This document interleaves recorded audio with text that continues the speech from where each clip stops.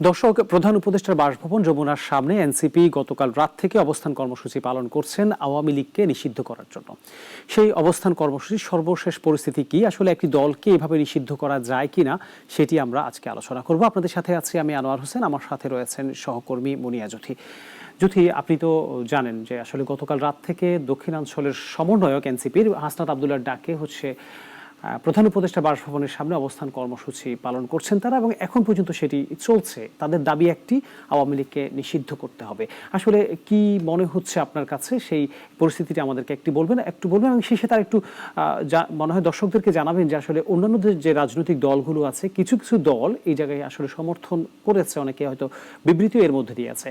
তাদের অবস্থানটা কি, বা প্রধান যে দল বিএনপির অবস্থানটাই বা কি, এবং একই সাথে হচ্ছে এই অবস্থান কর্মসূচি সম্পর্কে যেমন আমাদের দর্শকদেরকে একটু বলবেন, আর সেই সাথে সরকার যে একটি বিবৃতি দিয়েছে নিশ্চয়ই সেটি নিয়ে আসলে আমরা একটু আলোকপাত করতে চাই।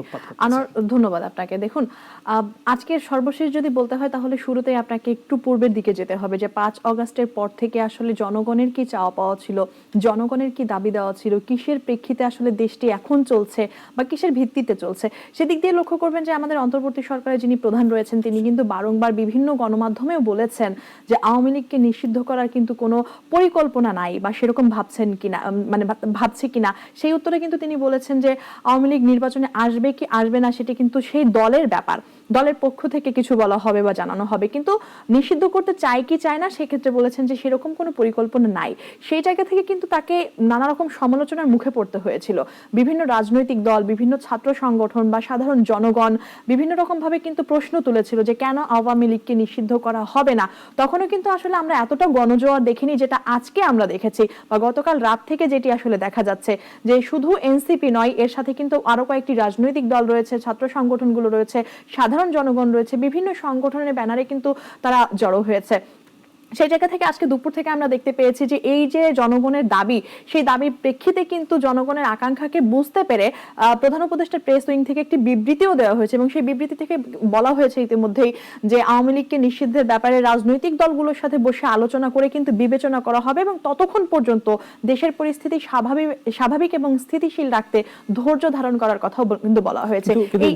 মানে আপনি নিশ্চয় দর্শকদেরকে বলবেন যে এই বিবৃতির পরেই তো হাসনাত আবদুল্লাহ বা এনসিপি থেকে এই মুহূর্তে কিছুক্ষণ আগে বা তারা ঘোষণা দিলেন যে শাহবাগ ব্লকেট করবেন। তাহলে কি আসলে যে সরকারের বিবৃতির প্রতি তাদের আসলে কোনো আস্থা নেই, ব্যাপারটা কি এরকম কোনো কিছু?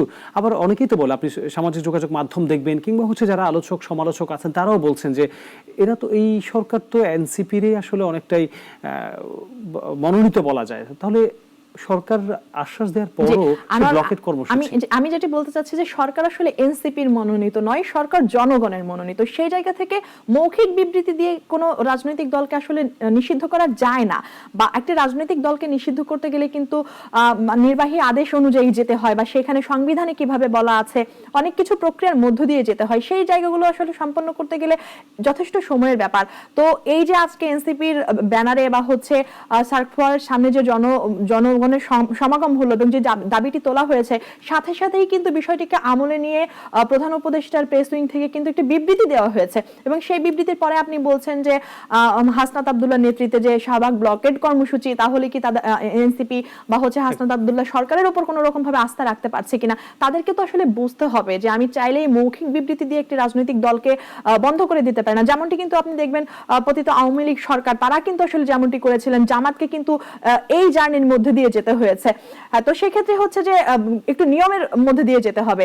তো সুতরাং এই মুহূর্তে আমার কাছে মনে হয় যে গত 9 মাস আসলে যা করেছে তার থেকে অনেক বেশি দ্রুততার সাথে আজকের আন্দোলনটাকে অন্তর্বর্তী সরকারের প্রধান তিনি বিবেচনা করেছেন। কিন্তু আপনি তো যেটি বলছিলাম আমি, যে রাজনৈতিক দলগুলোর যে অবস্থান আওয়ামী লীগকে নিষিদ্ধ করার ব্যাপারে, আপনি তো বলছিলেন যে দর্শকদেরকে যে একটি দলকে নিষিদ্ধ করতে হলে একটি প্রক্রিয়ার মধ্য দিয়ে যেতে হবে, এবং তাকে যে আসলে গণহত্যার যে প্রমাণ সেটি হয়তো বা সামনে প্রমাণ করতে হবে, এবং নানা ধরনের, যেমন ছাত্রলীগকে নিষিদ্ধ করা হয়েছে সন্ত্রাসী কার্যক্রমের প্রমাণ পাওয়া সাপেক্ষে ছাত্রলীগ নিষিদ্ধ করা হয়েছে, এরকম হয়তো এটা একটি প্রক্রিয়ার মধ্য দিয়ে যাবে। কিন্তু আমার প্রশ্ন হচ্ছে যে বিএনপির মতো একটি বৃহৎ দল গেল 17 বছর তারা অনেক বেশি নিপীড়ন এবং নির্যাতনের শিকার হয়েছে, তারপরেও তাদের কেন একটা সুনির্দিষ্ট অবস্থান থাকবে না, আওয়ামী লীগকে নিষিদ্ধ হবে কি হবে না, বা তাদের কোনো অবস্থান নেই? আপনি কি কোনো অবস্থান দেখছেন তাদের?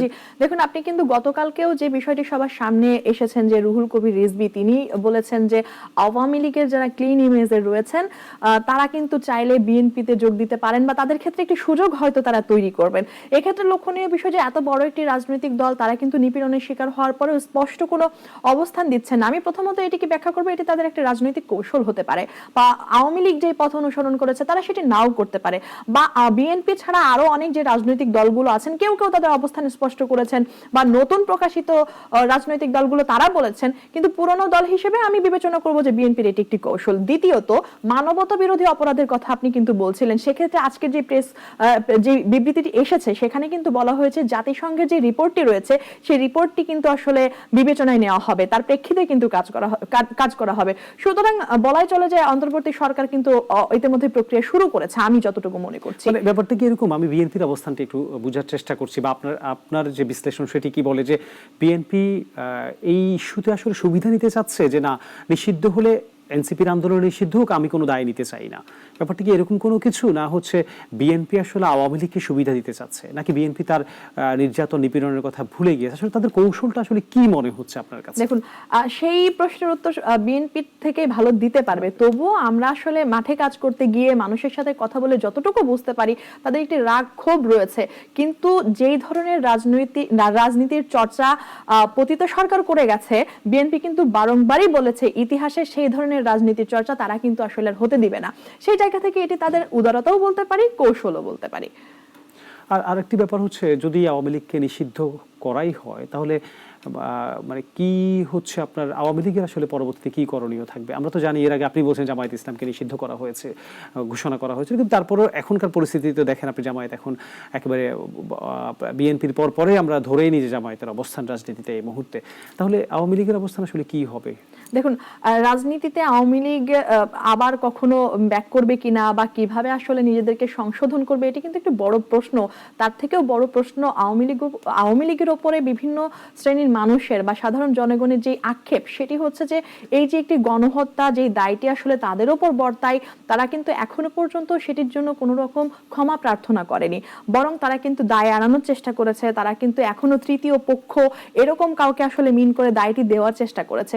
সেই জায়গা থেকে আওয়ামী লীগের রাজনীতিতে ফেরার পথটা এতটা সুগম নয়, যেহেতু জনগণ এখন আগের চেয়ে অনেক বেশি সচেতন, অনেক বেশি অধিকার সচেতন হয়েছে। জনগণ কিন্তু আগে মতামত প্রকাশে সেই স্বাধীনতাটা সেভাবে ছিল না, দিন দিন যখন বঞ্চিত হয়েছে তখন কিন্তু জনগণ আসলে আওয়াজ তুলতে শুরু করেছে। যদি আপনাকে ধন্যবাদ জানাচ্ছি। আজকে আমরা শেষ করব, আবার এনসিপির সমাবেশের ফলাফল আসলে কি হচ্ছে বা আওয়ামী লীগ নিষিদ্ধ হচ্ছে কি হচ্ছে না সেটি নিয়ে নিশ্চয়ই আমরা অন্য কোনোদিন আমরা সর্বশেষ জানানোর চেষ্টা করব দর্শকদেরকে যে আসলে এনসিপি সমাবেশের ফলাফল আসলে কি হয়েছে। সে পর্যন্ত দর্শক আপনাদেরকে ধন্যবাদ জানাচ্ছি।